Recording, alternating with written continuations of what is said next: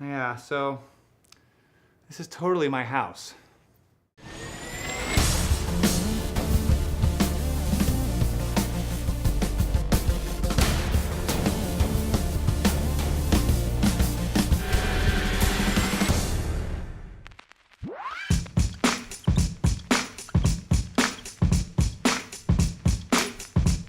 Video editing can be an enigma. With so many options and tools, how do you know what to use and when?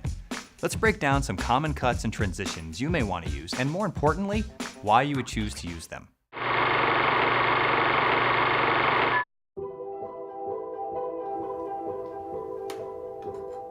Are you here or somewhere else, Allie? Alicia. I've called you Allie your whole life.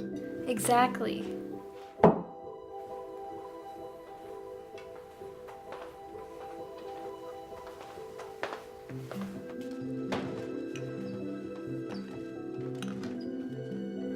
What changed? We used to be best friends, you know.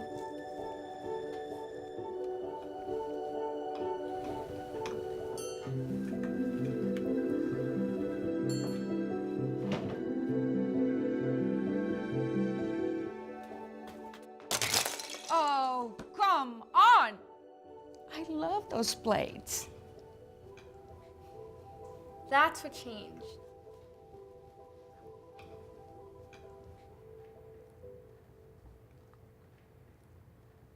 I get it. Do you? They just don't make plays like they used to.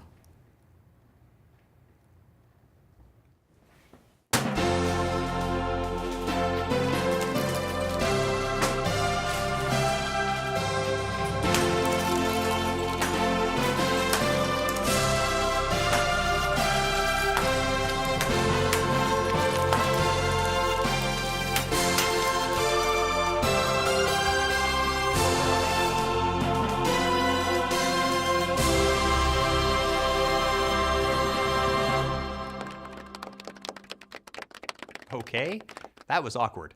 What you just saw was a final edit that had many of the cuts and transitions you may want to use in your own editing. The important thing here is, they were all used for a purpose. The scene begins with a classic transition called an iris transition. This was done in post, but it mimics the opening of an iris to reveal a scene. It was used to focus the audience's attention on Alicia. The next cut we see is a J-cut. A J-cut is simply a cut where the next clip's audio comes before the video. Are you here or somewhere else, Allie? This is done here because we are letting the viewer see how Alicia reacts to her mom before we see her. We are setting the stage for the relationship from the introduction of her mother. She ignores her, and so does the viewer at first. We are focused on Alicia, just as Alicia is focused on Alicia. We've all seen back and forth dialogue between two characters expressed in a crosscut. Are you here or somewhere else, Allie? Alicia. I've called you Allie your whole life. Exactly. A crosscut gives the characters equal footing and helps to establish a flow of communication between them. We hear them and we see them. It's used in this case because now the two characters are engaged with each other. Exactly. Welcome to the smash cut. A smash cut uses a bang or crash in the audio to accentuate a cut. We're letting the viewer feel the impact of the interruption through the cut, using sound from the scene. Little brother moment here. When Danny mimics his big sister, we're introduced to the match cut. Famously used by Stanley Kubrick in 2001: A Space Odyssey, a match cut is simply a cut that has characteristics of the cut before it. It could be composition, motion, or in this case, a facial expression.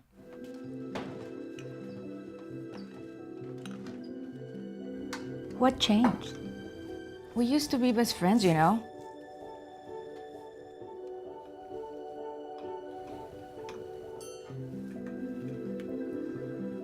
The editor chose to use jump cuts here to help with the progression of the family meal. A simple dissolve or a time lapse could have been an option, but the choice to use jump cuts makes sense. This is an unsettled family dinner. Here's what the scene would look like with a dissolve. Gives a completely different feeling, doesn't it? The jarring feeling you get with a jump cut versus the smooth motion of a dissolve makes sense when you want your audience to feel unsettled. And of course, nobody wants to spend 20 minutes watching them eat. Although, that would have also been quite unsettling.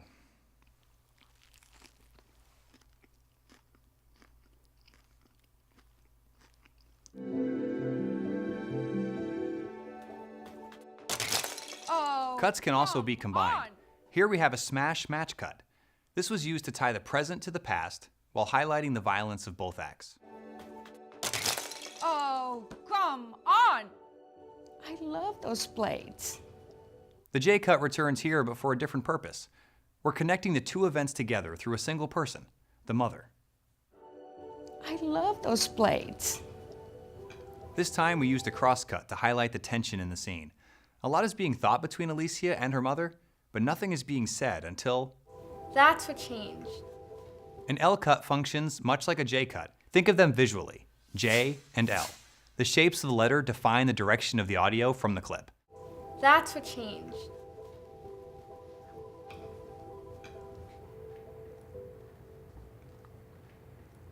Here we see a cut-in focused on the plate, which has suddenly become the focus for the entire family.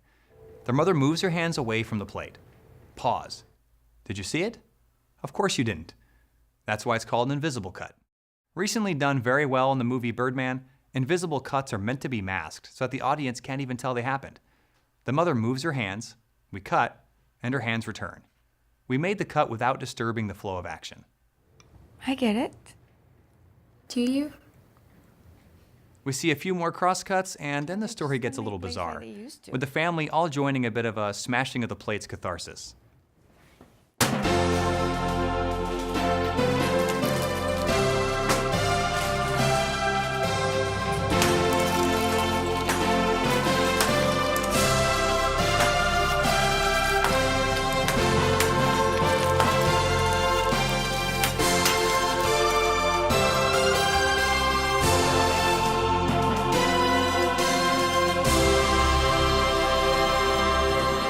All ending with a simple fade to black.